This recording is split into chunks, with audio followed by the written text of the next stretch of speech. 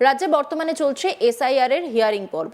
আর এই হিয়ারিং পর্বে এমন কিছু কিছু খবর উঠে আসছে যা রীতিমতো চাঞ্চল্য ফেলে দিচ্ছে বিভিন্ন মহলে। এই প্রতিবেদনেও তেমনই একটি খবর জানাবো আপনাদের। ভাবছেন কি সেই খবর?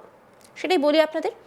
এসআইআর এর হিয়ারিং এর নোটিশ দেওয়া হয়েছে ফুরফুরা শরীফের পীরজাদা তোহা সিদ্দিকীকে। এই এসআইআর এর নামে মানুষকে বিরক্ত করা হচ্ছে বলেই মনে করেন তোহা। সংবাদ মাধ্যমের তরফে তাকে প্রশ্ন করা হয় তিনি কি হিয়ারিং এ যাবেন। উত্তরে কার্যত মজার ছলে তিনি বলেন, সেটা ভাববো, যদি না যাই ভোটার লিস্ট থেকে নাম বাদ দিয়ে দিক, ইন্ডিয়া থেকে নাম বাদ দিয়ে দিক, তাহলে আমাকে অন্য কোনো দেশে গিয়ে থাকতে হবে, এখানেই শেষ নয়। তোহা আরও বলেন, আমাকে এসআইআর এর শুনানির নোটিশ দিয়েছে এবং শুনেছি আমার আব্বার নামেও নাকি আসবে, যদিও তিনি প্রয়াত হয়েছেন। এসআইআর এর নাম করে বাংলার সংখ্যালঘু মুসলমানদের হেনস্থা করা হচ্ছে। ফুরফুরা পঞ্চায়েত এলাকায় 14,000 ভোটার রয়েছেন, তাদের মধ্যে 7,000 মানুষের কাছে এসআইআর এর শুনানির নোটিশ এসেছে, যার মধ্যে রয়েছে 6,850 জন সংখ্যালঘু মুসলমান। সারা পশ্চিমবঙ্গে যেখানেই এসআইআর এর শুনানির নোটিশ পাঠাচ্ছে সেখানেই অধিকাংশ মুসলিমদের পাঠানো হচ্ছে। এই এসআইআর করা হচ্ছে বিজেপির ইন্ধনে, তাদের মাথায় ঢুকছে পশ্চিমবঙ্গে মুসলমানরা তৃণমূলকে ভোট দেবেন, তাই মুসলমান ভোট কিভাবে বাদ দেওয়া যায় তার চক্রান্ত চলছে। বাংলার একটা মুসলমানের নামও বাদ যেতে পারে না, কারণ আমরা ভারতবর্ষে বসবাস করি। এখানে 150টা হিন্দু পরিবারকে নোটিশ পাঠানো হয়েছে, তারা তৃণমূলকে ভোট দেয়, তাই তাদের পাঠিয়েছে। তৃণমূলকে যারা ভোট দেবেন তাদের এসআইআর এর নোটিশ পাঠাও, এটা পুরোটাই চক্রান্ত। কি বলছেন তোহা সিদ্দিকী, শুনবো। আপনি শুনানিতে যাবেন? সেটা ভাববো না। আমাকে যদি এসে না যাই, আমার ভোটার লিস্ট থেকে নাম বাদ দিয়ে দিক আর আমার ইন্ডিয়া থেকে নাম বাদ দিক, তাহলে আমাকে অন্য কোনো দেশে যেয়ে থাকতে হবে। এটা কি এসআইআরের নাম করে মানুষকে কিভাবে বিরক্ত করা হয় তার জ্বলন্ত প্রমাণ আমি। আমার কাছে কালকে এসআইআর নোটিশ এসেছে এবং শুনেছি আমার আব্বার নামেও নাকি আসবেন, যিনি ইন্তেকাল করেছেন, মারা গেছেন, তার নামও নাকি আসবে। এসআইআরের নাম করে এটা বাংলার সংখ্যালঘু মুসলমানদের একটা হ্যারেস্ট করা হচ্ছে বলে আমি মনে করি। আমার এই ফুরফুরা শরীফের পঞ্চায়েতে নাকি শুনছি 14,000 ভোট, কত ভোট আছে কালকে শুনলাম, 7,000 মানুষের কাছে এসআইআর ফর্ম এসেছে এবং তার মধ্যে ওই 6,800 850 সংখ্যালঘু মুসলমানদের। মানে সারা পশ্চিমবাংলায় যেখানে এসআইআর ফর্ম পাঠাচ্ছে অধিকাংশ জায়গায় মুসলিমদের। কেন, কিসের জন্য? এর কারণটা আমার মনে হয়, কেন এই এসআইআরটা তো তৈরি করছে বিজেপির এতে ইন্ধনে। এই ওদের মাথায় ঢুকেছে পশ্চিমবাংলায় মুসলমানরা তৃণমূলকে ভোট দেবে, অতএব এই তাদের ঘরে মুসলমানগুলোকে কীভাবে কেটে কেটে বাদ দেওয়া হয়। লিগ্যাল হিসাবে বাংলার একটা মুসলিম বাদ যেতে পারে না, কারণ আমরা ভারতবর্ষে বসবাস করি। আপনাদের বাড়িতে আপনার দাদু ছিলেন স্বাধীনতা সংগ্রামী। হ্যাঁ, ওরা বোঝে নাকি? শুনছে নাকি অমর্ত্য সেনকে নাকি এসআইআর নোটিশ দিয়েছে। এটা লজ্জা নাই? মানে এসআইআরটা দেখে দেখে যারা তৃণমূলকে ভোট দেবে, সে হিন্দু হোক আর মুসলমান হোক, যে আমাদের এখানে 150টা হিন্দু বাড়িতে এসআইআর ফর্ম পাঠিয়েছে, দেখা গেল 150টাই তৃণমূলকে ভোট দেয়। মানে তৃণমূলকে যারা ভোট দেবে তাদের কাছে এসআইআর ফর্ম পাঠাও, এটা চক্রান্ত বলে মনে করি। আপনি কি যাবেন? মুর্শিদাবাদে যে বিডিও অফিসে হামলা হয়েছে, এটা হওয়া উচিত নয়।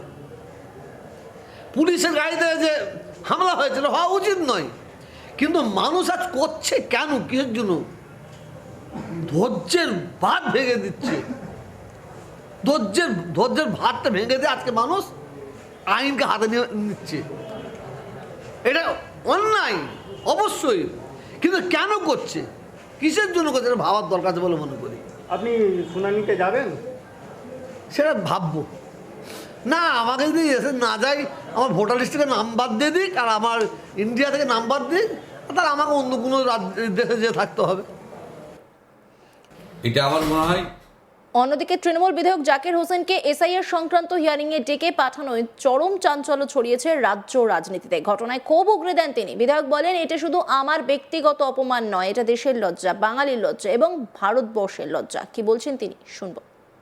এটা আমার মনে হয় দেশের লজ্জা, বাঙালির লজ্জা, ভারতবর্ষের লজ্জা যে আমি একজন প্রতিনিধি, জয়পুর বিধায়কের বিধায়ক, এবং আমার 2002 সালে নাম আছে, 2025 নাম আছে। আমি একজন ব্যবসায়ী, প্রতি বছর ইনকাম ট্যাক্স দিই, প্রতি বছর জিএসটি দিই, প্রতি বছর রিটার্ন ভরি, তাকে ভারতীয় প্রমাণ করতে হবে? এটা কোন দেশে আমরা বাস করি? গণতন্ত্র দেশে না রাজতন্ত্র দেশে? যদি আমাকে বলছে যে সাধারণ মানুষকে কি করছে, আমাদের বিভিন্ন বুথে 500, 600, 700 কি করে হয় যে একটা মানুষকে, সাধারণ মানুষকে হ্যারাস করা? আমাকে যদি হ্যারাস করে সাধারণ মানুষকে কি করছে? আমার কাছে সব ডকুমেন্ট আছে, আমার কাছে আছে সার্টিফিকেট, আমার কাছে আছে প্যান কার্ড, আমার কাছে আছে পাসপোর্ট, আমার কাছে আছে আমি ভারতীয় যে জন্ম নিয়েছি, আমার বাবা মা 32 সালের দলিল আছে, আমার বাবার নামে দলিল আছে, আমার দাদুর নামে দলিল আছে, আমার নামে দলিল আছে, আমাদের সমস্ত গণগোষ্ঠীর নামে আছে। 10 পুরুষ ধরে আছি।